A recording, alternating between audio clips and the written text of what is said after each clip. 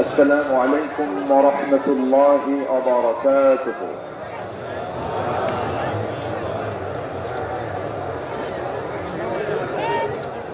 السلام عليكم ورحمة الله وبركاته.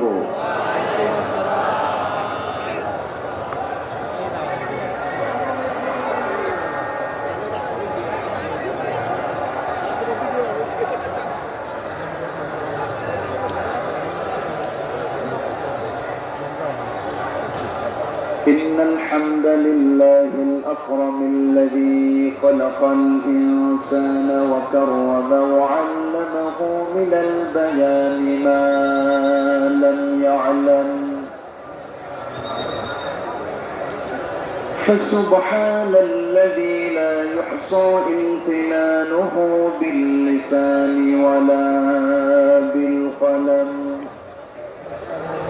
نشهد أن لا إله إلا الله وحده لا شريك له، ونشهد أن سيدنا وحبيبنا ومولانا محمدا عبده ورسوله الذي أرسله بالحق بشيرا ونذيرا وداعيا إلى الله بإذنه وسراجا منيرا. فقد قال الله تعالى في كلامه المجيد وفرقانه الحميد: أعوذ بالله من الشيطان الرجيم. بسم الله الرحمن الرحيم.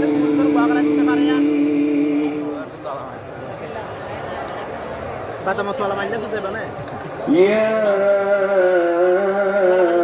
أيها النبي إنا أرسلناك شاهدا ومبشرا ونذيرا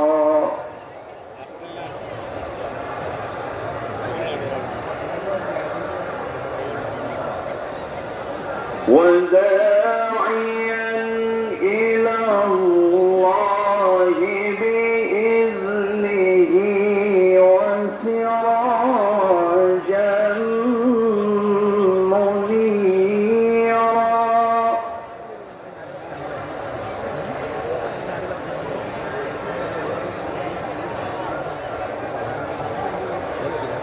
وبشر المؤمنين بأن لهم فضلا من الله، فضلا كبيرا.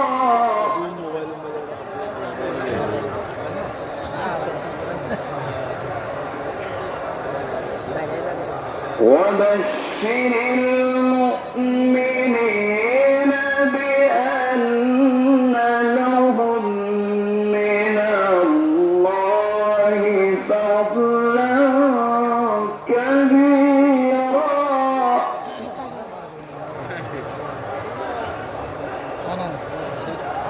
ولا تطع الكافرين والمنافقين ودع أذاهم وتوكل على الله، وكفى بالله وكيلا.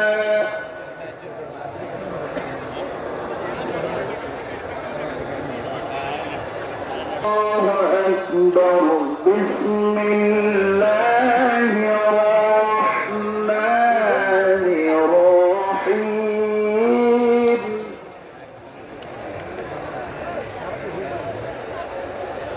إن الله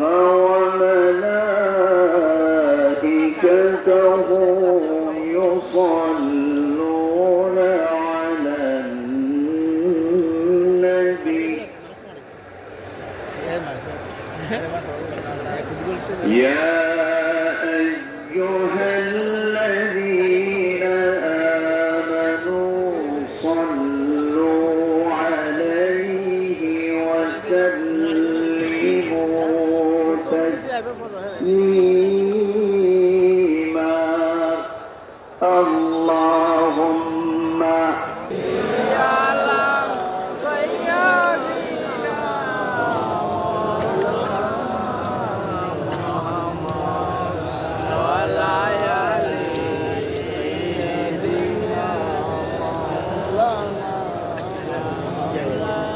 সবাই বলুন بالعلا بكماله كشف التجى بجماله حسنت جميع خصاله صلوا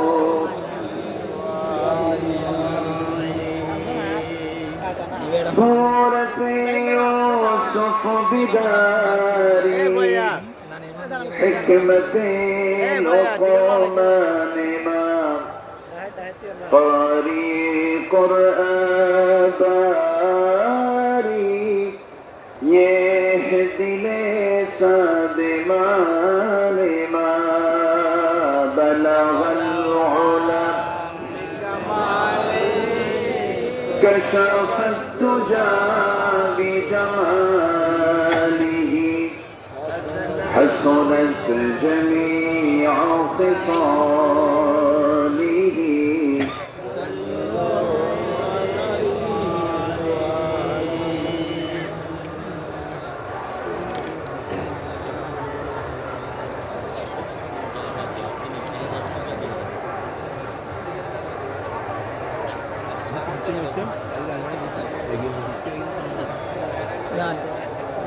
প্রাকৃতিক সৌন্দর্যের অপরূপ নীলাভূমি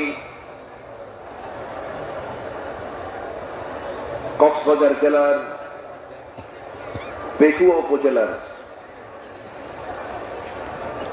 মরহুম মাওলানা শহীদুল্লাহ স্মৃতি সংসদ পেকুয়া সমাজ উন্নয়ন পরিষদ কর্তৃক আয়োজিত অষ্টম বার্ষিকী তাফসীরুল কোরআন মাহফিল 2024 আজকের এই মহতি ঐতিহাসিক মাহফিলের সম্মানিত সুযোগ্য সভাপতি দক্ষিণ এশিয়ার বৃহত্তম ইসলামী সংগঠন বাংলাদেশ জামাত ইসলামী কক্সবাজার জেলা শাখার সম্মানিত সুযোগ্য আমির নন্দিত আলেমে দ্বীন অধ্যক্ষ মাওলানা নূর আহমদ আনোয়ারি আজকের এই মাহফিলের সম্মানিত প্রধান মুফাসসির বিশ্বনন্দিত আলেমে দ্বীন কোটি কোটি মুসলিম তৌহিদি জনতার হৃদয়ের স্পন্দন আমার অত্যন্ত কাছের আমার প্রিয় আমার অনুজ ডক্টর মিজানুর রহমান আজহারি হাফিজাহুল্লাহ আজকের এই প্রোগ্রামে বরেণ্য অতিথিবৃন্দ বিশেষ করে জীবন্ত শহীদ তালহা বিন ওবায়দুল্লাহর যোগ্য উত্তরসূরি বাংলাদেশ জামাত ইসলামী কেন্দ্রীয় কর্ম পরিষদের সদস্য জনাব ডক্টর শফিকুল ইসলাম মাসুদ হাফিজাহুল্লাহ। আজকের এই প্রোগ্রামের সম্মানিত সঞ্চালক, আমার স্নেহধন্য এই মাহফিলের স্বপ্নদ্রষ্টা, আমার অত্যন্ত কাছের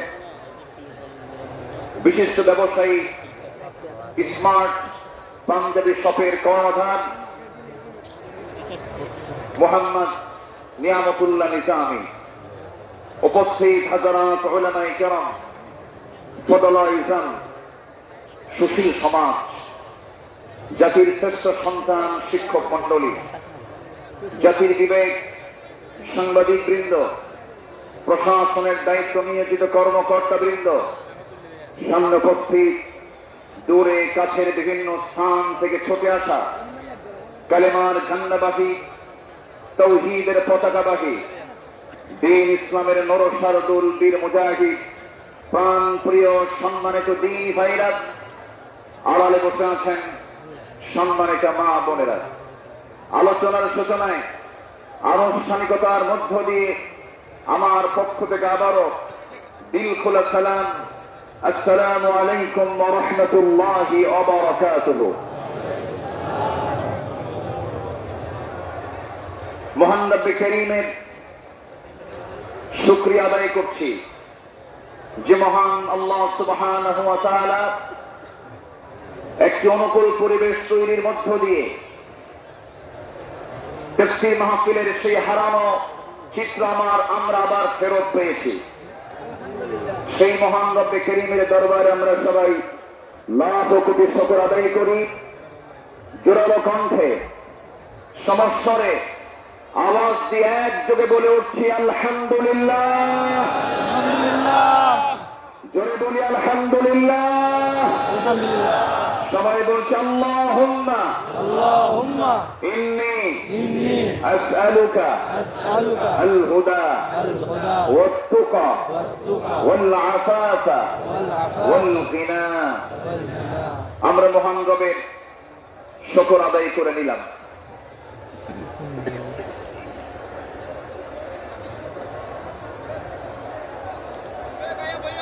সম্মানিত হাজিরিন, আমি লক্ষ্য করছি আমার বামে এবং ডানে যারা ভলেন্টিয়ার আছেন, মেহেরবানি করে কোনো কথা না বলি। এই তাফসীর মাহফিলে কথা বলার অনুমতি কয়জনের বলেন তো? একজনের। মসজিদে কথা বলে কয়জন? একজন। যদি আপনিও কথা বলেন তাহলে মাহফিল আর মাহফিল থাকবে না, মাহফিল বাজার হয়ে যাবে। এই জন্য আমি সবার কাছে করজোড়ে মিনতি জানাই,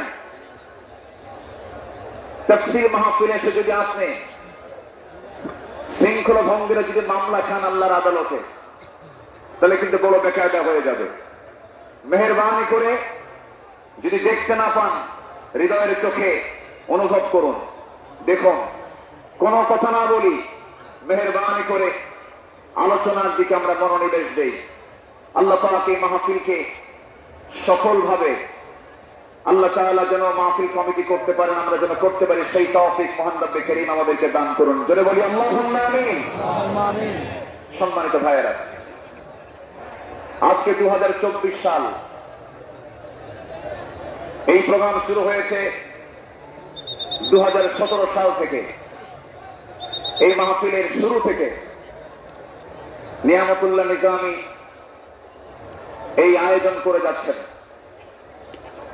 আল্লাহ তাআলা এই মাহফিলের সঙ্গে যারা সম্পৃক্ত ছিলেন, ইতিমধ্যে যিনি আমাদের মুরব্বী এম নিয়ামতুল্লাহ নিজামীর শ্রদ্ধেয় পিতা, আমাদের সকলের মুরব্বী মরহুম মাওলানা শহীদুল্লাহ রাহিমাহুল্লাহ, তিনি ইন্তেকাল করেছেন। আমরা তার জন্য দোয়া করি আল্লাহ রাব্বুল আলামিন তার কবর থেকে জান্নাতের টুকরা বানায় দেন। জোরে বলি আল্লাহুম্মা আমিন। সম্মানিত উপস্থিতি, এই সাইডে এত কথা হয় কেন? কোনো কথা বলা যাবে না তো? একটু মেহেরবানি করে আমরা, হ্যাঁ, একটু মেহেরবানি করে, পিছনে এলইডি আছে, প্রজেক্টর আছে, আপনি দেখতে পাবেন। মেহেরবানি করে মাহফিলের সৌন্দর্য রক্ষার দায়িত্ব একার না সবার? সবার। মেহেরবানি করে ডান পাশের আওয়াজটা মেহেরবানি করে বন্ধ করুন প্লিজ। আমার দিকে এখন তাকান। সম্মানিত দিনী ভাইরা, সম্মানিত বন্ধুগণ, এই কোরআনের মাহফিলে এই সৌন্দর্য ওরা মুছে দিতে চেয়েছিল, একটা মহল ধ্বংস করতে চেয়েছিল। যেখানেই মাহফিল সেখানেই তারা বাধার সৃষ্টি করেছিল, যেখানেই মাহফিল সেখানেই তারা বিভিন্ন নানা ষড়যন্ত্র সৃষ্টি করেছিল। অসংখ্য আলেমকে বিগত 16 বছর অন্যায়ভাবে গ্রেফতার করে জেলখানা আটকে রেখে তাদের বাক শক্তিকে রুদ্ধ করে রেখেছিল। সম্মানিত ভাইয়েরা, আমরা সেই পরিবেশ আবারও ফিরে পেয়েছি, বলি আলহামদুলিল্লাহ। এই মুহূর্তে শুরুতে এই তাফসীরের এই প্ল্যাটফর্মে বসে যার কথা বারবার মনে হচ্ছে, যার কথা বারবার হৃদয়ে বারবার উঁকি মারছে, তিনি হচ্ছেন কিংবদন্তি শহীদ আল্লামা দেলোয়ার হোসেন সঈদ রাহমাতুল্লাহ। সম্মানিত ভাইয়েরা, 2009 সাল আমার জীবনের প্রথম হজ এবং 2009 সালে শহীদ আল্লামা দেলোয়ার হোসেন সঈদ সাহেবের শেষ হজ। আরাফার ময়দান, মিনা, মুজদালিফায় বিভিন্ন জায়গায় একসঙ্গেই ছিলাম। এক পর্যায়ে আল্লামা সঈদ রাহমাতুল্লাহকে প্রশ্ন করা হলো, দেশে মামলা হচ্ছে, ট্রাইব্যুনাল গঠন হচ্ছে, হুজুর আপনার এই মুহূর্তে দেশে ফেরত না যাওয়াই ভালো, আপনি থেকে যান। উনি মুচকি হাসি মেরে বললেন, আমার প্রিয় মাতৃভূমি, আমার দেশ বাংলাদেশ, আমার দেশের জনগণ মানবেতর জীবন যাপন করবে, কারারুদ্ধ থাকবে, জেল থাকবে, রক্ত ঝরাবে, আর সাইদি পালিয়ে বেড়াবে, বিদেশে থাকবে, এমন শিক্ষা আমার রাসূল দেন নাই। তিনি জেলকে হামলা মামলাকে তোয়াক্কা না করে বীরের দেশে তিনি দেশে ফিরে এসেছেন। 2010 সালের 30 জুন তাকে অন্যায়ভাবে গ্রেফতার করা হয়। দীর্ঘ 13টা বছর অন্যায়ভাবে জেলখানায় আটকে রাখা হয়। এদেশের নির্যাতনের ইতিহাসে সবচাইতে রিমান্ডে সবচাইতে বেশি নির্যাতন করা হয়েছে আমাদের আল্লামাকে। সম্মানিত ভাইয়েরা, শুধু এটাই শেষ নয়, শেষ পর্যন্ত 2023 সালে 13 আগস্ট চিকিৎসার নাম করে সেই জায়গা থেকে, জেলখানা থেকে জোর করে সেখান থেকে বের করে হসপিটালে তাকে ষড়যন্ত্রের মধ্য দিয়ে ইমাম আবু হানিফার ওই একই পদ্ধতিতে বিষ প্রয়োগের মধ্য দিয়ে পয়জনিং করে তাকে শহীদ করা হয়েছে। আমরা তাফসীর মাহফিলের এই প্ল্যাটফর্ম থেকে, তারই তৈরি করা ময়দান থেকে স্পষ্টভাবে জানান দিতে চাই, অবিলম্বে আল্লামা সঈদের খুনি হত্যাকারীদের চূড়ান্ত শাস্তি নিশ্চিত করা হোক।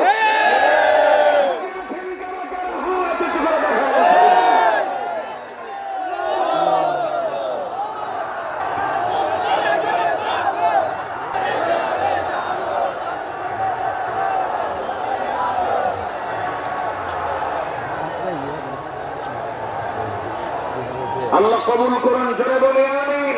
আমিন। 3 অপরাধের কোনো ক্ষমা নাই। কয়টা? 3 অপরাধের কোনো ক্ষমা নাই। নাম্বার 1 কতলুন নফস, যারা হত্যাকারী তাদের কোনো ক্ষমা হতে পারে না। নাম্বার 2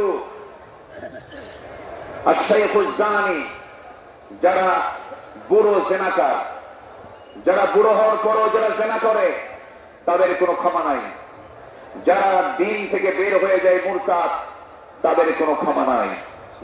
সম্মানিত ভাইয়েরা, সম্মানিত বন্ধুগণ, সম্মানিত উপস্থিতি, আজকের এই উপস্থিতি প্রমাণ করে আগামীর দেশ কোরআনের দেশ, আগামীর দেশ ইসলামের দেশ। কবুল করুন। জোরে বলে আমিন, আরো জোরে আমিন। আমার পরে আমাদের সবার কলিজার টুকরা মাজলুম, দেশে থাকতে পারেন নাই, অনেক জুলুম তার উপর করা হয়েছে। ডক্টর মিজানুর রহমান আজহারি হাফিজাহুল্লাহ আসবেন, কিন্তু এইরকম যদি আপনারা সাইড টক করেন, কথা বলেন, যদি আওয়াজ করেন, আলোচকের কানে যদি সাইড আওয়াজ যদি চলে আসে, আলোচনা কি ভালো হতে পারে? তাহলে এই বিষয়টি একটু খেয়াল করার আমি অনুরোধ করব, একটু মেহেরবানি করে, কোন আওয়াজ না করে, মেহেরবানি করে যে যেখানে আছেন মনোযোগ দিয়ে আমরা কথাগুলো শুনবো। জোরে বলি ইনশাআল্লাহ। আমি আলোচনার সূচনায় কোরআন কারীমের গুরুত্বপূর্ণ একটি সূরা সূরাতুল আহজাব থেকে আমি 4টি আয়াতে কারিমা আমি তেলাওয়াত করেছি, যেখানে আমার নবীকে আল্লাহ তাআলা তার কিছু গুণগত দিক তুলে ধরেছেন। এই পৃথিবীতে যত নবী এসেছেন, সকল নবীর ভিতরে সবচাইতে বেশি সম্মানিত নবী হচ্ছেন মুহাম্মদুর রাসূলুল্লাহ সাল্লাল্লাহু আলাইহি ওয়াসাল্লাম। জোরে বলুন মুহাম্মদুর রাসূলুল্লাহ সাল্লাল্লাহু আলাইহি ওয়াসাল্লাম। আল্লাহ তাআলা তার রাসূলকে নাম ধরে ডাকতে পারতেন, কিন্তু নাম ধরে ডাকেন নাই। কি সম্মান দিয়েছেন! আমার নবীর সম্মানটা কত!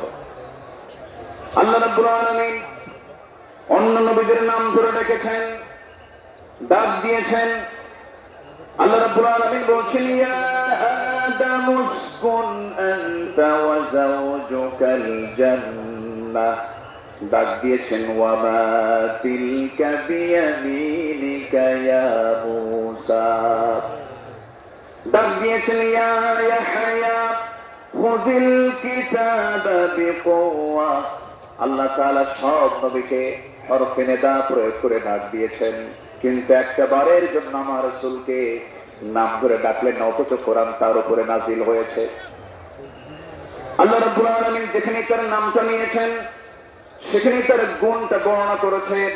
এক জায়গায় বলছেন মুহাম্মাদুর রাসূলুল্লাহ ওয়াল্লাযীনা মাআহু আশিদ্দাউ আলাল কুফফারি রুহামাউ বাইনাহুম তারাহুম রুক্কা'আন সুজ্জাদান ইয়াবতাগুনা ফাদলান মিনাল্লাহি ওয়া রিদওয়ানা سيماهم في وجوههم من أثر السجود জোরে বলুন আল্লাহু আকবার। আরেক জায়গায় আল্লাহ রাব্বুল আলামিন তার নাম নিয়ে বলছেন, ওয়া মা মুহাম্মাদুন ইল্লা রাসূল قد خلت من قبله الرسل। কিন্তু আল্লাহ রাব্বুল আলামিন কোথাও নামকে সম্বোধন করে ডাক দেন নাই। আরেক জায়গায় ডাক দিচ্ছেন, ইয়া আইয়ুহাল মুযাম্মিলু কুমিল লাইলা ইল্লা কালিলা নিসফাহু আও ইনকুস মিনহু কালিলা। আরেক জায়গায় ডাক দিচ্ছেন, ইয়া আইয়ুহাল মুদ্দাথির কুম ফাআনযির ওয়া রাব্বাকা ফাকাব্বির ওয়া সিয়াবাকা ফাতাহহির। জোরে বলুন আল্লাহু আকবার। ঠিক এই জায়গায় আল্লাহ রাব্বুল আলামিন সূরাতুল আহজাবের 45 নম্বর আয়াতে আল্লাহ রাব্বুল আলামিন তাকে কি সুন্দর করে ডাক দিচ্ছেন, ইয়া আইয়ুহান নাবিয়্যু ইন্না আরসালনাকা শাহিদাও ওয়া মুবাশশিরাও ওয়া নাযীরাও ওয়া দা'iয়ান ইলাল্লাহি বিইذনিহি وسراجا منيرا। জোরে বলুন আল্লাহু আকবার। হে আমার নবী, আমি আপনাকে পাঠিয়েছি সাক্ষী করে, শাহিদ করে, মুবাশশির করে, সুসংবাদদাতা করে, ওয়া নাযীরা ভীতি প্রদর্শনকারী করে পাঠিয়েছি, এবং আল্লাহর পথে দায়ী করে পাঠিয়েছি। আমার আল্লাহ তাআলা আমার রাসূলকে এত সম্মান দিয়েছেন। দুঃখজনক হলো সত্য, বিগত 16 বছর শুধু আলেমদের উপরে নির্যাতন হয়েছে তা নয়, আমার রাসূলকে নিয়ে বাজে কটূক্তি পর্যন্ত করা হয়েছে। ঠিক কিনা? রাসূলকে নিয়ে অনেক কটূক্তিও করেছে বিভিন্ন ব্লগাররা। আমার দেশে কিছু বুদ্ধিজীবী আছে যাদের কাজই হলো ইসলাম নিয়ে বাজে কথা বলা, রসুলকে নিয়ে বাজে কথা বলা। রসুলকে নিয়ে বলা হয়েছে, এমন ভাবে কথা বলা হয়েছে রসুল নাকি ছিলেন জেনাকার, রসুলকে জঙ্গি মোহাম্মদ বলে গালি দিয়েছে। ওরা 16 বছর আমাদের তালিকা করেছে, আমরা এখন নাস্তিকদের তালিকা করতে চাই। কোন নাস্তিক কুলাঙ্গারের জন্য বাংলার জমিন হতে পারে না। সম্মানিত ভাইয়েরা, সম্মানিত বন্ধুগণ, আল্লামা সাঈদী ফাঁসি রায় দিয়ে এক কুলাঙ্গার বিচারপতি, কি নাম? মানিক। হ্যাঁ, মানিক। হ্যাঁ, 2 বছর আগে, বছর 2 আগে আমার নামেও তালিকা করেছিল, 116 জন আলেমের তালিকা করেছিল। 2 বছর পার হয় নাই, আল্লাহ তাআলা তার উপযুক্ত জবাব দিয়ে দিয়েছেন। ছাত্র বৈষম্য বিরোধী আন্দোলনে যারা অগ্রণী ভূমিকা পালন করেছেন তাদের জন্য দোয়া করতেই হয়। সম্মানিত ভাইয়েরা, এই পেকুয়ার মাটিতে চট্টগ্রাম বিভাগের প্রথম শহীদ হয়েছে এই চট্টগ্রামের এই পেকুয়ার সন্তান শহীদ অসীম। শহীদ অসীমের বাবা আছে কিনা জানি না, তাদের রক্তের বিনিময়ে, তাদের ত্যাগের বিনিময়ে এই বিজয় এসেছে। যুবকরা, তোমরা কোন আদর্শ লালন করতে যাবে না। যুবকরা, তোমরা বিজয় পেয়েছ, এই বিজয়কে ধরে রাখার জন্য একটা আদর্শ লালন করতে হবে, সেটা হচ্ছে মুহাম্মদ সাল্লাল্লাহু আলাইহি ওয়াসাল্লাম। তাহলেই সফল হবে। লাকাদ কানা লাকুম ফি রাসূলিল্লাহি উসওয়াতুন হাসানাহ লিমান কানা ইয়ারজুল্লাহ ওয়াল ইয়াওমাল আখির ওয়া যাকারাল্লাহ কাসীরা।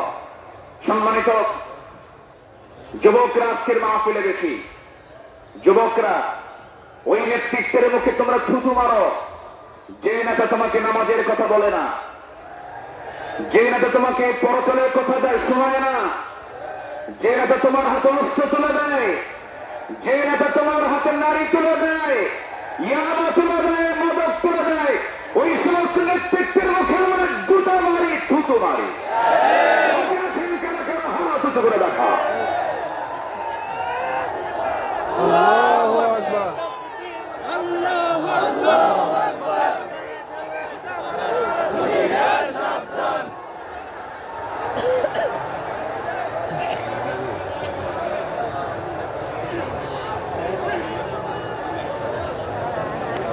আল্লাহ কবুল করুন, জোরে বলি আল্লাহুম্মা আমিন।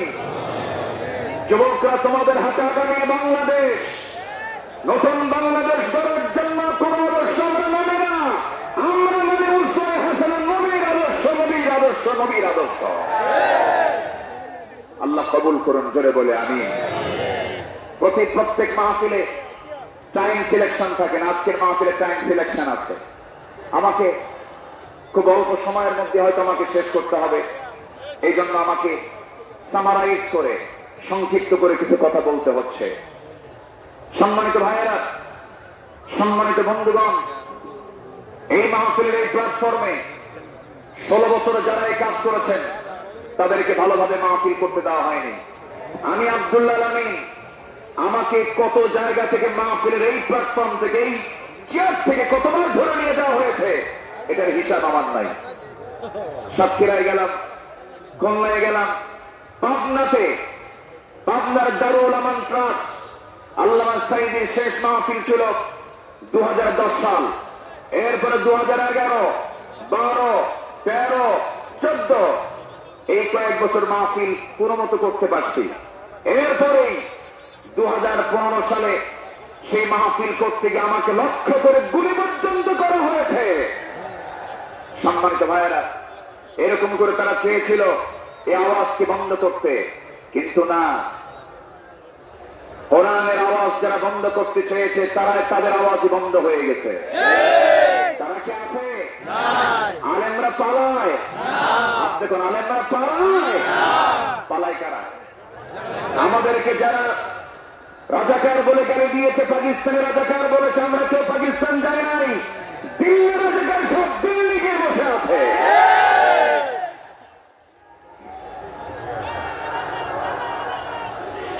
شابة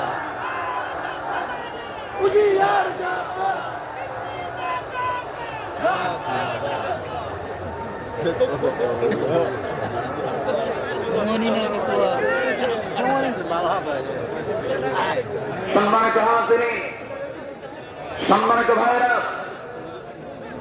তাহলে আমাদের আদর্শ, আমাদের চেতনা, আমাদের মূল নেতা একজন, তিনি হচ্ছেন মুহাম্মদুর রাসূলুল্লাহ। মুহাম্মদুর রাসূলুল্লাহ। রাসূলকে আমরা মানবো এক জায়গায় না সব জায়গায়? আসতে বলবেন না, এক জায়গায় না সব জায়গায়? সব জায়গায়। রাসূলকে নামাজে মানবেন, রাসূলকে রোজায় মানবেন, রাসূলকে দাড়িতে মানবেন, রাসূলকে মিষ্টি খাওয়াতে মানবেন, রাসূলকে আপনি উহুদে মানবেন না, রক্ত ঝরাতে মানবেন না, দাঁত ভাঙবেন না, রাষ্ট্র পরিচালনায় রাসূলকে মানবেন না, আপনি উম্মত নন, আপনি ভণ্ড, আপনি প্রতারক। রাসূলকে সব জায়গায় মানতে হবে, তিনি আমার মডেল। আল্লাহ তাআলা আমাকে শুধুমাত্র সেই নেতৃত্বে মানতে দিয়েছেন, মানার জন্য অর্ডার দিয়েছেন, তিনি হচ্ছেন মুহাম্মদ সাল্লাল্লাহু। ঘটনা কি এখানে কি হয়েছে শোনা যায় না নাকি? কোন সমস্যা, কোন অসুবিধা নেই তো? বলি আলহামদুলিল্লাহ। কিন্তু এই সাইডটা কন্ট্রোল হচ্ছে না, নিজামি কোথায়? এই সাইডটা আওয়াজ হচ্ছে বারবার। মেহেরবানি কোনো কথা না বলি, মেহেরবানি করে এই সাইডটা একটু বন্ধ রাখুন, আওয়াজটা বন্ধ রাখুন। সম্মানিত ভাইয়েরা, সম্মানিত বন্ধুগণ, একটু আমার দিকে তাকান। সম্মানিত ভাইয়েরা, রাসূলুল্লাহর আদর্শ কেমন ছিল? আমার নবীজির চারিত্রিক সনদ পৃথিবীর কোন একাডেমি দেয়নি। আমার নবীজির চারিত্রিক সনদের সার্টিফিকেট দিয়েছেন স্বয়ং কে? আসতে বলবেন না, তিনি কে? আল্লাহ তাআলা। আল্লাহ রাব্বুল আলামিন তার শানে বলেছেন, ওয়া ইন্নাকা লাআলা খুলুকিন আযীম ফাসাতুবসিরু ওয়া ইউবসিরুন। আমার বন্ধুগণ, রাসূলকে যখন মক্কার কাফের মুশরিকরা নানাভাবে কটূক্তি করা শুরু করে দিল, কেউ বলল লেজ কাটা, কেউ বলল নির্বংশ, কেউ বলল নতুন ধর্মের প্রবর্তক, রাসূল কিনে আজে বাজে কথা যখন বলা শুরু হয়ে গেল, আমার নবীর শানে আল্লাহ রাব্বুল আলামিন সূরা কালাম নাযিল করে সব সুস্পষ্ট জানায় দিলেন, হে রাসূল, আপনাকে যে যা বলে বলুক, কোনো হতাশ হবেন না, কোনো চিন্তা করবেন না, আপনি হলেন সুমহান চরিত্রের অধিকারী। জোরে বলি সুবহানাল্লাহ। রাসূলকে উপহার দিলেন সূরা কাউসার। যারা পড়েন ঠোঁট মিলিয়ে বলুন, ইন্না আ'তাইনাকাল কাউসার ফাসাল্লি লিরাব্বিকা ওয়ানহার ইন্না শানিআকা হুয়াল আবতার। হে রাসূল, আমি আপনাকে হাউজে কাউসার দান করেছি, অতএব আপনি নামাজ পড়ুন, আপনি কোরবানি করুন। যারা বলবে লেজ কাটা, তারাই হলো প্রকৃত লেজ কাটা। আমাদেরকে কত গালি দিয়েছে। 2013 সালে আমার একটা মাহফিল রাজশাহীতে, আমাকে ওসি মহোদয় ফোন দিয়ে বলে, আপনি আসবেন না, আপনি রাজাকার। বললাম, আপনি আমাকে রাজাকার বলেন, আপনি কি আমাকে চিনেন? কে শুনেছি। বললাম, 1971 সালে তো আমার মায়েরই বিয়ে হয় নাই। 71 সালের ঘটনা, 1971 সালের ঘটনা। সাক্ষীর জন্ম হলো 76। সাক্ষীর জন্ম কি 76? তাহলে এই সাক্ষী 71-এর ঘটনা দেখলো কেমনে? রূহের জগৎ থেকে দেখছে। এইরকম করে মিথ্যাচার করে তারা চালিয়েছিল 16 বছর। ফেরাউন পৃথিবীতে বেঁচে ছিল হলো 1600 বছর, এরা ছিল 16 বছর। সংখ্যার যে মিল হলো কেমনে বুঝলাম না। একটা সংখ্যার মিল আছে না নাই? চরিত্রেরও মিল আছে। ফেরাউনের একটাই সমস্যা ছিল, সেটা হলো আমাকে ক্ষমতায় থাকতেই হবে, প্রয়োজনে আমার মানুষ দরকার নেই, মেরে শেষ করে দেবে। ইযাববিহুনা আবনাআকুম ওয়া ইস্তাহয়ুনা নিসাআকুম। ফেরাউন কি করেছিল? জীবিত মায়ের পেট চিরে ছেলে সন্তানগুলোকে হত্যা করেছিল। এই পৃথিবীতে হত্যা রাজনীতি, ক্ষমতাকে পাকাপোক্ত করার জন্য হত্যা রাজনীতি প্রথম শুরু করেছিল ফেরাউন।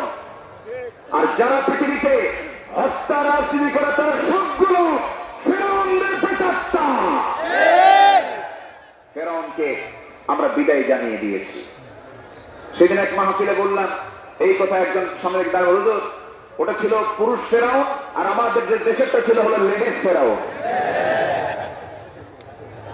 সম্মানিত ভাইয়েরা, আমার নবীজি যে আদর্শের দিকগুলো আমি আলোচনা করতে চাচ্ছি, নাম্বার 2 হচ্ছে আমার নবী হচ্ছেন 1 নম্বর বিশ্ব শ্রেষ্ঠ চরিত্রের যিনি অধিকারী। নাম্বার 2 হলো আমার নবীজি সালাত ছিল সবার চাইতে কম না বেশি? তিনি সেজদা দিয়েছেন কম না বেশি? সবচেয়ে বেশি সেজদা দিয়েছেন মুহাম্মদুর রাসূলুল্লাহ। মুহাম্মদুর রাসূলুল্লাহ তিনি বলেছেন ওয়াজুইলা কুররাতু আইনি ফিস সালাত। রাসূলের কাছে নামাজ ছিল হলো চক্ষু শীতলকারী। নাসাই শরীফের হাদিস। সম্মানিত ভাইয়েরা, আমার নবীজির নামাজ ছিল অনেক লম্বা। তিনি যখন নামাজে দাঁড়িয়ে পড়তেন লম্বা সময় নিয়ে নামাজ পড়তেন। সেজদায় যখন যেতেন তার চোখের পানি এত পড়তো যায় নামাজ ভিজে যেত। এবং তিনি যখন কাঁদতেন হাদিসে এসেছে তার কান্নাটার আওয়াজ এমন হতো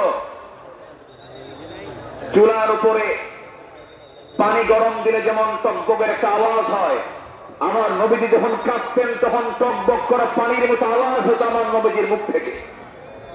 তিনি এত কাঁদতেন অথচ তার জীবনের কোনো গুনাহ ছিল না। তিনি কাঁদতেন অঝরে ধারায় সেজদায় পড়ে পড়ে ঘন্টার পরে ঘন্টা। কোন এক রাতের আধারে আমার নবীজি সেজদায় পড়ে কাঁদতেছেন, পাশে বসে আছেন আম্মা জান আয়েশা সিদ্দিকা রাদিয়াল্লাহু তাআলা আনহা।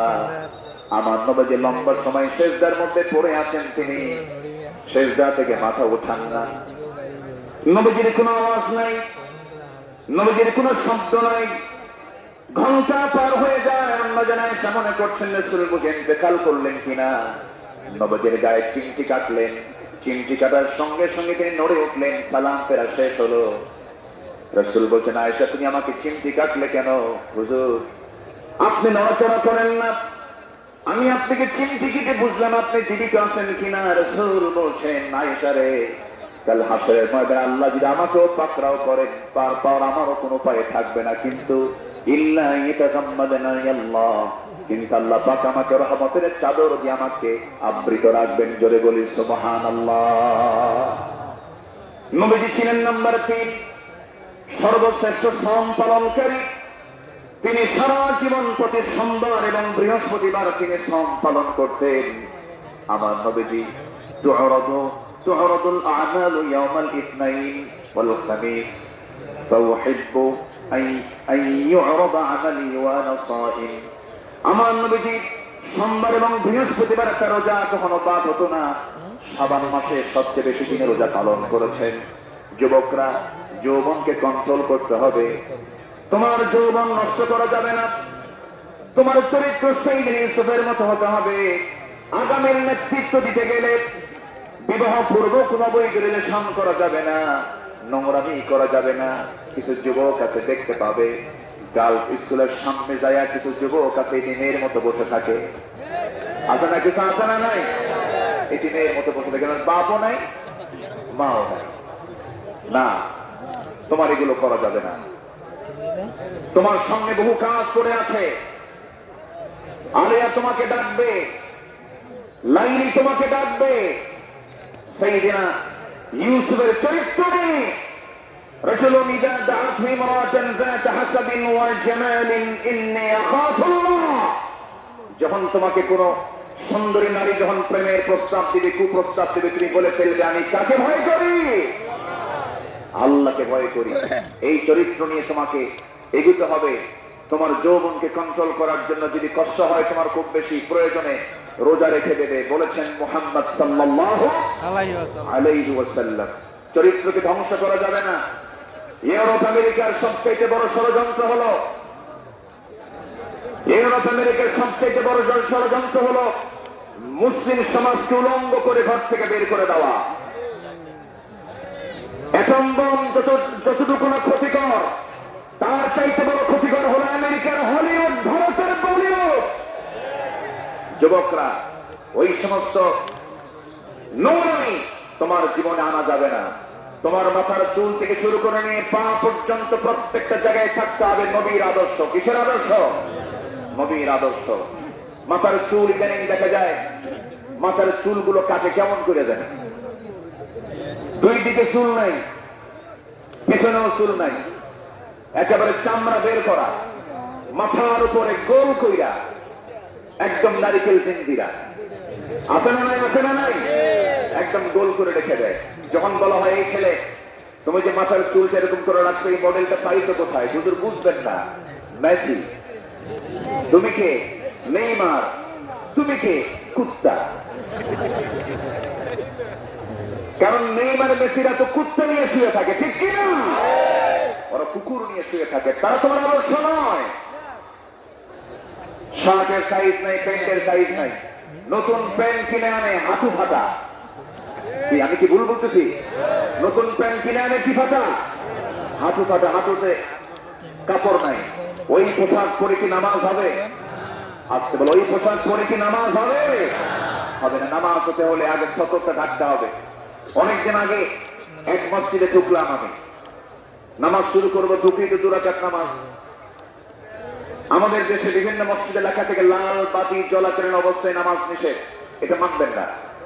আমার নবীজির সুন্নাহ যদি মানেন তাহলে মসজিদে ঢুকেই কয় রাকাত নামাজ পড়েছেন মুহাম্মদ সাল্লাল্লাহু আলাইহি ওয়াসাল্লাম। তো আমি ভিতরে ঢুকে নামাজ শুরু করবো, দেখি সামনে এক যুবক নামাজে দাঁড়াইছে, এরকম একটা প্যান্ট আর শার্ট নিয়ে। তো ভাবলাম দেখি ওর নামাজটা আগে দেখি। রুকুতে যখন গেছে, রুকুর ঠেলায় দেখি শার্ট উপরে, প্যান্টটা নিচের দিকে, মাঝখানে থাকা। তো ভাবলাম একটু রুকুর হাল, শেষ দায় যে কি হবে আল্লাহ জানে। শেষ দায় যখন গেছে তখন দেখি প্যান্ট খুলে আন্ডার প্যান্ট বেরিয়েছে। এই হলো পোশাকের হাল। এই জাতীয় কোন পোশাক যুবকরা পরবে না। তোমার সৌরভ এবং সিরাত হতে হবে নবীর আদর্শে উজ্জীবিত, নবীর আদর্শের মতো হতে হবে, নবীর আদর্শকে লালন করতে হবে। সম্মানিত ভাইয়েরা, নাম্বার 4, আমার নবী ছিলেন অশেষ দানশীলতার শ্রেষ্ঠ একটা উদাহরণ। তিনি বেহিসাবি দান করতেন, কিচ্ছু রাখতেন না, সব দিয়ে দিতেন দিন প্রতিষ্ঠার সংগ্রামে। রাসূল যেদিন মারা যাবেন, আমার নবীজির ইন্তেকালের সময় হয়ে গেল, নবীজি দুনিয়া থেকে বিদায় নেবেন। আম্মা জান আয়েশার উরুর উপরে মাথা রেখেছেন। নবীজি যে কোনো মুহূর্তে দুনিয়া থেকে বিদায় নেবেন। এমন সময় বলছেন, আয়েশা রে, আমি মনে হয় দুনিয়া থেকে বিদায় নেব, আমার মনে হয় বিদায় লগনটা চলে আসছে, যে কোনো মুহূর্তে মালাকুল মউত চলে আসবে। দেখো তো আমার ঘরের মধ্যে কোনো কিছু আছে নাকি। গোটা ঘর তালাশ করে কয়েকটা স্বর্ণের টুকরা বের হলো। আমার নবীজি হাতের তালুতে নিয়ে বললেন, আয়েশা, এতটুকু সম্পদ আমি রাখতে চাই না, এতটুকু সম্পদ আমি একামতে দিনের কাজে আমি দান করে দুনিয়া থেকে বিদায় হতে চাই। আমার নবীজি 2 হাতে দান করেছেন। নাম্বার 5 হলো পৃথিবীর সবচেয়ে শ্রেষ্ঠ সৎ প্রেম এবং সৎ ন্যায়পরায়ণ স্বামী ছিলেন। আম্মা জান আয়েশা বলেন, রাসূল আমাকে এত পরিমাণ ভালোবেসেছেন। রাসূল বলেছেন, শরীর খাওয়ার যেমন শ্রেষ্ঠ, আমার স্ত্রী হলো সবার মধ্যে শ্রেষ্ঠ। আমি আয়েশাকে দারুণ ভালোবাসি। আমার নবীজি একজন আদর্শ স্বামী ছিলেন, শ্রেষ্ঠ স্বামী ছিলেন। আমার নবীজি চারিত্রিক গুণ নিয়ে যদি আমরা আলোচনা করতে যাই, গোটা রাতেও শেষ হবে না, কেউ কোনোদিন শেষও করতে পারবে না। কারণ তার চারিত্রিক সনদ আল্লাহ পাক নিজে দিয়েছেন। আর তার চরিত্র হলো কানা খুলুকুল কোরআন, তার চরিত্রই হলো কোরআনে কারীম। জোরে বলি সুবহানাল্লাহ। আমার নবীর নাম্বার 6, তিনি ছিলেন একজন অলংকারিত শ্রেষ্ঠ বাবা। এমন বাবা পৃথিবীতে আর খুঁজে পাওয়া যাবে না। রাসূল 4 মেয়ের বাপ ছিলেন। কয় মেয়ের বাপ ছিলেন বলেন? আসতে কয় মেয়ের বাপ ছিলেন? আল্লাহ পাক আমাকেও আপনাদের দোয়ায় 4টা মেয়ের বাবা আমাকে বানিয়েছেন। এত আসতে আলহামদুলিল্লাহ বললেন, বিয়েকে আপনি দিবেন নাকি? এটা জোরে বলেন না আলহামদুলিল্লাহ। 4টা মেয়ের বাবা ছিলেন মুহাম্মদ সাল্লাল্লাহু আলাইহি ওয়াসাল্লাম। নবীজি মেয়েদেরকে বিয়ে দিয়েছেন। সাইয়েদনা ওসমানকে মেয়ে দিয়েছেন, আবার সাইয়েদনা আলীকেও মেয়ে দিয়েছেন। একজনকে দিয়েছেন ধনী ছেলের সাথে, আরেকজনকে দিয়েছেন গরিব ছেলের সাথে। রাসূল কি ব্যালেন্স করেছেন? সবচেয়ে প্রিয়, সবচেয়ে আদরের দুলালী ফাতিমাকে গরিব ছেলের সঙ্গে বিয়ে দিয়েছেন। বিয়ে যেদিন দিলেন, রাসূল বললেন, ও ফাতিমা, আমি তোমাকে এমন স্বামী তোমার হাতে তুলে দিলাম, এমন স্বামী আমি তোমাকে দিলাম, যার সম্পদ নাই, টাকা নাই, পয়সা নাই, ঘর নাই, বাড়ি নাই, কিচ্ছু নাই, কিন্তু মাথা থেকে পা পর্যন্ত তাকওয়া দিয়ে ভরা। জোরে বলে সুবহানাল্লাহ। এমন স্বামী তোমাকে দিলাম। চলে যাও বাবার ঘর থেকে স্বামীর ঘরে, স্বামীর ঘরে গিয়ে করে খাও। মৃত্যুর দিন পর্যন্ত যেন স্বামীর বিরুদ্ধে একটা নালিশ আমার কানে না আসে। এই কথা বলে বিদায় দিয়ে দিলেন। আমার নবীজি 3 দিন পার হয় নাই, ফাতিমাকে না দেখলে তিনি অস্থির হয়ে যেতেন। আমার ফাতিমা কোথায় গেল, আমার ফাতিমা কোথায় গেল। আমার নবীর ঘরে একদিন ফাতিমা আসলেন। বসে বসে তিনি সালাত আদায় করছেন। রাসূল বলছেন, ফাতিমা, বসে বসে নামাজ পড়া তো তোমার ঠিক নয়, তুমি তো যুবতী মানুষ। এবার তিনি বলছেন, আব্বা জান, আমিও জান আমি বসে বসে নামাজ পড়ি না, কিন্তু দাঁড়িয়ে দাঁড়িয়ে নামাজ পড়ার হেতু হলো, আমি যে দাঁড়িয়ে দাঁড়িয়ে নামাজ পড়ব, আমার গায়ে যে জামাটা দেখতে পাচ্ছেন বাবা, এর পিছনের একটা অংশ তালিযুক্ত অংশ আছে। আমি যদি দাঁড়িয়ে থেকে নামাজ আদায় করতে যাই, আপনার চোখে এই তালি অংশটুকু পড়তে পারে। আপনি হয়তো আমার স্বামীর ব্যাপারে নেগেটিভ সেন্স আনতে পারেন, আহারে আমার মেয়ে গালি কাপড়ে কষ্ট দেয়, আমার স্বামীর এতটুকু দুর্নাম প্রকাশ পেয়ে যাক, আমি এটা চাই নাই বলে আমি বসে বসে নামাজ আদায় করছি। জোরে বলি সুবহানাল্লাহ। এবং মেয়েকে বিয়ে দিয়ে বললেন, ও আমার মেয়ে ফাতিমা, স্বামীর ঘরে চলে যাও। মৃত্যুর দিন পর্যন্ত যেন স্বামীর বিরুদ্ধে একটা নালিশ যেন আমার কানে না আসে। সংসার করে খাও। বিয়ের পরে বাবার ঘরের চাইতে শ্রেষ্ঠ ঘর হলো স্বামীর ঘর, স্বামীর ঘরে করে খাও। কিন্তু আজকের বাপরা কি তা কয়? আজকের বাপরা কি কয় জানেন? মেয়ে বিয়ে দিয়ে কয়, মা চলে যা স্বামীর ঘরে, যদি কিছু বলে শুধু ফোন দিবি, খাইয়া ফালাবো। ঠিক আছে না? এই আচরণ করা ঠিক নয়। আমার নবীজি একদিন বসে আছেন, ফাতিমা রাদিয়াল্লাহু তাআলা আনহা তিনি তার আব্বার সঙ্গে দেখা করার জন্য আসছেন। এসে বলছেন, আব্বা, আপনি হলেন রাষ্ট্রপ্রধান, আপনি যা বলবেন তাই হয়ে যাবে। আমি অভিযোগ নিয়ে আসি না, স্বামীর সঙ্গে পরামর্শ করে এসেছি। আমরা যে ঘরে থাকি ভাড়ার ঘর, মেঝেটা কাঁচা, গায়ে পায়ে কাপড়ে ময়লা লেগে যায়। আপনার 2টা নাতি হাসান হোসেন, এদেরকে নিয়ে আমি সামলাতে পারি না। দেখুন তো একটা খাদেম নিযুক্ত করা যায় নাকি, একটা কাজের মানুষ নিযুক্ত করা যায় নাকি। আমার রাসূল বলছেন, ও আমার কলিজার টুকরা মেয়ে ফাতিমা, এদিকে আসো। তোমার বাবা তার নিজের কাপড় নিজে ধৌত করে, নিজের ঘর নিজে ঝাঁট দেয়। তোমার পিতা কারো সাহায্য নেয় না তার ব্যক্তিগত কাজের ক্ষেত্রে। আমি চাই আমার মেয়ে ফাতিমা তুমি এমনই থেকে যাও, দুনিয়া থেকে বড় করার চেষ্টা করো না ফাতিমা। আমি তোমাকে একটা আমল শেখায় দিচ্ছি, তুমি যাও সে আমলটা করো। সুবহানাল্লাহ, আলহামদুলিল্লাহ, আল্লাহু আকবার 33 বার করে সকাল সন্ধ্যা পড়বে। আমার আল্লাহ তোমার সমস্ত কাজের জিম্মাদার হয়ে যাবেন। জোরে বলি সুবহানাল্লাহ। আমার বন্ধুগণ, নাম্বার 7 হলো রাষ্ট্রে প্রথম মসজিদ প্রতিষ্ঠা তিনি করেছেন, ইসলামী সংস্কৃতি প্রতিষ্ঠা করেছেন। নাম্বার 8 হলো বিশ্ববাসীর জন্য তিনি প্রেরিত কোরআনের প্রথম এবং শ্রেষ্ঠ প্রধান শিক্ষক তিনি। ইন্নামা বুইসতু মুআল্লিমান বুইসতু লিউতাম্মিমা মাকারিমাল আখলাক। রাসূল বলেন, আমি পৃথিবীতে প্রেরিত হয়েছি মানুষের চারিত্রিক মানকে তার চূড়ান্ত শিখরে পৌঁছে দেবার জন্য। জোরে বলি সুবহানাল্লাহ। নাম্বার 9 হলো যুদ্ধের ময়দানে তিনি ছিলেন অগ্রগামী, সাহসী একজন নেতা। বদর, উহুদ, খন্দক, এই সমস্ত যুদ্ধ তার প্রমাণ। প্রতিটা যুদ্ধে আমার নবী সবার পেছনে না সবার আগে, সবার পেছনে না সবার আগে, সবার আগে। সবচেয়ে মার খেয়েছেন উহুদের ময়দানে, সবচেয়ে বেশি রক্ত ঝরিয়েছেন মুহাম্মদুর রাসূলুল্লাহ, মুহাম্মদুর রাসূলুল্লাহ সাল্লাল্লাহু আলাইহি ওয়াসাল্লাম। নাম্বার 10, সময়টা অল্প, আমাকে সংক্ষিপ্ত করে বলতে হচ্ছে। নাম্বার 10, সর্বদা তওবার জন্য অস্থির চিত্তের অধিকারী, অস্থির মনের অধিকারী। সর্বদা তিনি তওবা করতেন এবং তিনি বলতেন, তুবু ইলাল্লাহ ফাইন্নী আতুবু ফিল ইয়াউমি 100 মাররা। ও আমার সাহাবীরা, তোমরা বেশি করে তওবা করো। আমি বিশ্বনবী সারাদিনে 100 বারেরও বেশি বার তওবা করি। আল্লাহু আকবার। এই আমলগুলো আল্লাহ পাক সবাইকে করার তৌফিক দান করুন, জোরে বলি আমিন। নাম্বার 11, এই পৃথিবীতে সবচেয়ে বড় জাকির ছিলেন, সবচেয়ে বেশি তিনি জিকির করানোওয়ালা ছিলেন মুহাম্মদ সাল্লাল্লাহু আলাইহি ওয়াসাল্লাম। তিনি বলেছেন, মান ক্বালা সুবহানাল্লাহ ওয়া বিহামদিহি ফি ইয়াউমিন 100 মাররাতিন হুফফাত খাতায়াহু ওয়া ইন কানাত মিথলা জাবাদিল বাহর। অর্থাৎ যদি কেউ 100 বার সুবহানাল্লাহ ওয়া বিহামদিহি এটা যদি বলতে পারে, তাহলে সমুদ্রের ফেনা পরিমাণে যদি গুনাহ হয়, সেই গুনাহ আল্লাহ পাক তার জীবন থেকে সাফ করে দিবেন। রাসূল তার জিহ্বা সর্বক্ষণ কার জিকিরে ব্যস্ত থাকতো? আসতে বলুন, কার জিকিরে ব্যস্ত থাকতো? আল্লাহর জিকিরে। নাম্বার 12 হলো ধৈর্যশীলতার জীবন্ত উদাহরণ ছিলেন মুহাম্মদুর রাসূলুল্লাহ সাল্লাল্লাহু আলাইহি সাল্লাম। ধৈর্য কাকে বলে?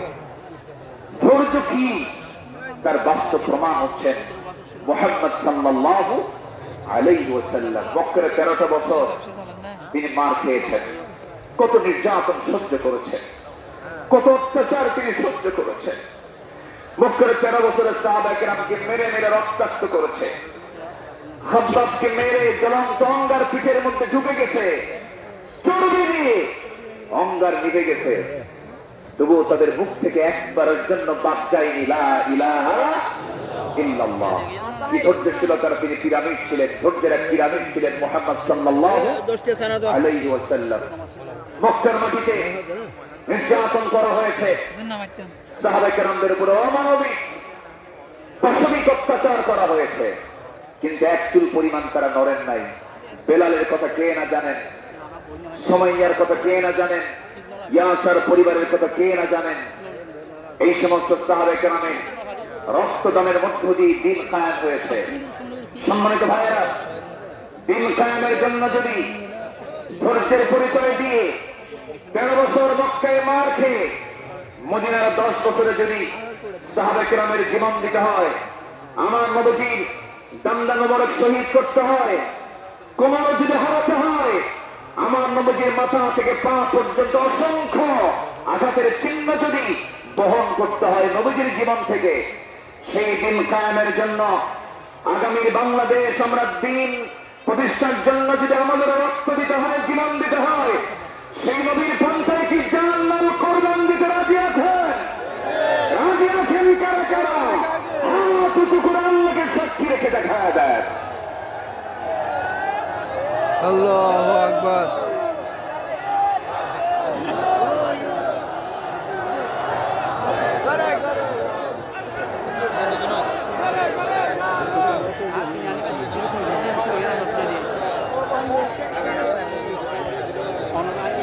আল্লাহ কবুল করুন, জোরে বলে আমিন, আরো জোরে আমিন। বাইরে জীবন দেওয়া তো সস্তা না, যত রক্ত লাগে দেব, প্রয়োজনে লোক পাঠাবো, আমি যাব না। এই চরিত্রের মুনাফিক আমার দেশে আছে না নয়? আবু সাঈদরা জীবন দেয়, আমার দেশের কিছু মুফতিরা ফতুয়া দেয়, ও তো শহীদ হয় নাই। হ্যাঁ, আবু সাঈদরা জীবন দেয়, শহীদ অসীমরা জীবন দেয়, আমার দেশের কিছু ফতুয়া সন্ত্রাস, সেগুলো ফতুয়া সন্ত্রাস। এটা ফতুয়া দেয় নাকি শহীদ হয় নাই। তুমি কোন কতু করছো? আমার দেশে 16 বছর অনেক ওলামা, অনেক আলেম আমার দেশে অবস্থান করছেন, এখন আছেন। বিগত 16 বছর তাদের উপর একটা মামলা তো দূরের কথা, একটা আচরণ গায়ে লাগে নাই। দেশ যখন পথ পরিবর্তন হয়েছে, চোরের মায়ের বড় গলা। মুনাফিক চেনা যায় নামাজে নয়, মুনাফিক চেনা যায় রোজায় নয়, মুনাফিক চেনা যায় সূরাতে নয়, মুনাফিক চেনা যায় হলো ময়দানে, মাঠে, জিহাদের প্রান্তরে। সম্মানিত ভাইয়েরা, আমার সময় ফুরিয়ে যাচ্ছে, আমি যে কোনো মুহূর্তে শেষ করে দেব। আজকের মাহফিলে আরো কাঙ্ক্ষিত মেহমান আছেন, বিশেষ করে আমার পরপরই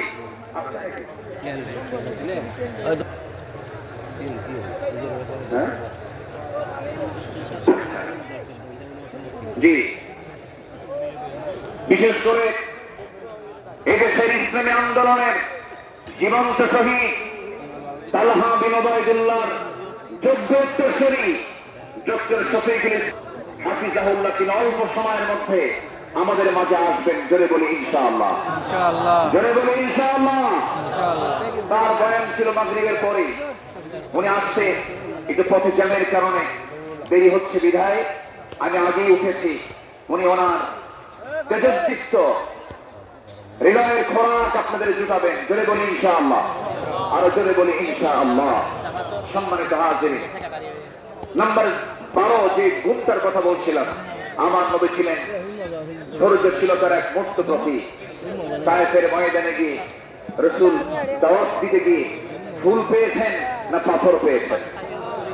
আসতে কয়, ফুল পেয়েছেন না পাথর পেয়েছেন? পাথর পেয়েছেন।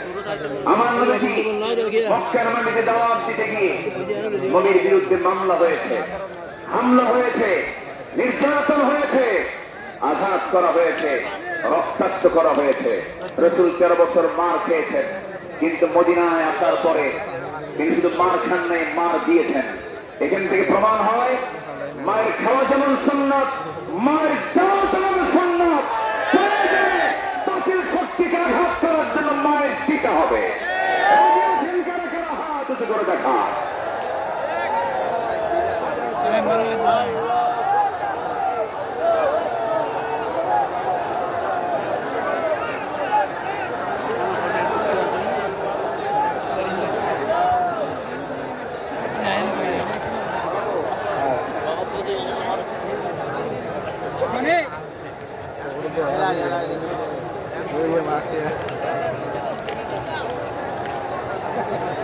যে আমি তো দাঁড়াতে বলিনি, আমি তো দাঁড়াতে বলিনি ভাই। আপনি দাঁড়িয়ে আছেন, আরেক ভাইয়ের কষ্ট হচ্ছে। একজন দাঁড়িয়ে আছেন, আরেক ভাইয়ের কষ্ট হচ্ছে। আপনি কি কষ্ট দিতে চান? এই মুহূর্তে বসে পড়ুন, বসুন, বসুন। আমি জানি আপনি দাঁড়াইছেন কেন, কোমর লেগে গেছিল। আর কতক্ষণ থাকা যায়? প্রচন্ড ধৈর্যশীলতার পরিচয় দিচ্ছেন আপনারা। এদিকে আমার আলোচনা চলতেছে, 12 নম্বর হলো ধৈর্যশীলতা। ধৈর্য ধারণ করার শক্তি দাও গো মেহেরবান আমায়, দাও গো মেহেরবান। ধৈর্য ধারণ করার শক্তি দাও গো মেহেরবান আমায়, দাও গো মেহেরবান। বুকের ভেতর ব্যথার নদী বইছে অবিরাম, বইছে বইছে অবিরাম। ধৈর্য ধারণ করার শক্তি দাও গো মেহেরবান আমায়, দাও গো মেহেরবান। জোরে বলি আমি, আরো জোরে আমি। নাম্বার 4 হলো সৎ নেতৃত্ব এবং ন্যায় বিচারে উজ্জ্বল দৃষ্টান্ত রেখেছেন মুহাম্মদুর রাসূলুল্লাহ সাল্লাল্লাহু আলাইহি সাল্লাম। সবার কম বেশি জানা আছে, আমার নবীজির কাছে এক সম্ভ্রান্ত মহিলা চুরির প্রমাণ মিলেছে। নবীর কাছে রিপোর্ট এসেছে। রাসূল বললেন, তোমরা এই মহিলাকে নিয়ে যাও, কোনো কথা নেই। ইসলামের যে সিদ্ধান্ত, হাত কেটে ফেলা, ফাকতাউ আইদিয়াহুমা, আস-সারিকু ওয়াস-সারিকাতু ফাকতাউ আইদিয়াহুমা। কোনো কথা নেই, চুক্তি হলেও হাত কেটে দিতে হবে। সেই সম্ভ্রান্ত পরিবারের সদস্যবৃন্দ সাইয়েদনা ওমর ফারুকের কাছে গেলেন, যে বলতেছে, সাইয়েদনা ওমর, আপনি যদি কিছু সুপারিশ করতেন, হয়তো আমাদের রাসূল কিছু এখানে ক্ষমা দৃষ্টিতে দেখতেন, লঘু শাস্তি দিতেন। সাইয়েদনা ওমর ফারুক যখন তার কাছে গিয়ে বললেন, ইয়া রাসূলুল্লাহ, সম্ভ্রান্ত পরিবারের মেয়ে, দেখুন তো একটু এই জায়গায় শাস্তিটাকে কমিয়ে লঘু করা যায় কিনা। আমার নবীজির চেহারা রক্তিম আকারে ধারণ করলো, নবীজির চেহারা লাল বরণ আকারে ধারণ করলো। নবীজি এবার বলছেন, ওমর, তোমার দ্বারাস্তন্ত্র কোথায় গেল? তোমার আওয়াজ তো খুব স্লো হয়ে গেছে, তুমি এমন দ্বারাস্তন্ত্র তোমার হারিয়ে গেল কেন? ওমর, তুমি আমাকে যে প্রস্তাব দিতে এসেছো, আমি তোমাকে স্পষ্ট ভাষায় জানান দিতে চাই। এই জায়গায় যদি আল্লাহি লাউ আন্না ফাতিমা বিনত মুহাম্মদ লাকাতাতু ইয়াদাহা, যদি এই মুহূর্তে আল্লাহর কসম করে বলি আমার কলিজার টুকরা ফাতিমা বিনতে মুহাম্মদ যদি চুরি করে ধরা পড়ে যেত, আমি রাসূল সময়কে সাক্ষী রেখে নিজ হাতে আমি আমার ফাতিমার হাত কেটে দিতাম। যদি বলি আল্লাহু আকবার, আর যদি আল্লাহু আকবার, সেই বিচার সেই শাসনকে আমরা দেখতে চাই। সেই বিশ্বনবীর তৈরি করা, তিনি যে পার্লামেন্ট তৈরি করেছিলেন, যে আদালত কায়েম করেছিলেন, কোরআনের আদালত, সেই কোরআনের আদালতকে আমরা দেখতে চাই। তাহলে আমরা সৎ এবং যোগ্য নেতৃত্ব কায়েম করব, সেই কাজে আমরা নিজেকে প্রস্তুত করব। জোরে বলি ইনশাআল্লাহ, আরো জোরে বলি ইনশাআল্লাহ। জিকির করি লা ইলাহা ইল্লাল্লাহ, লা ইলাহা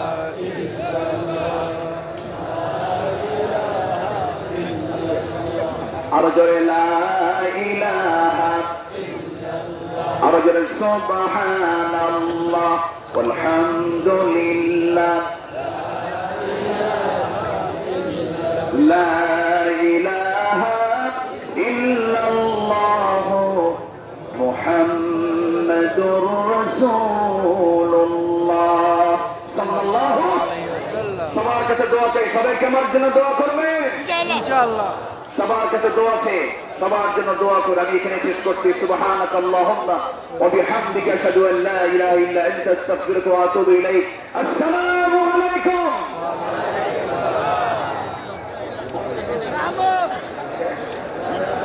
আলহামদুলিল্লাহ, আলহামদুলিল্লাহ, একটু পরে বিশাল মাহফিলে উপস্থিত হবেন বাংলাদেশের যুব সমাজের আমাদের সকলের প্রিয় ডক্টর শহীদুল ইসলাম মাসুদ ভাই।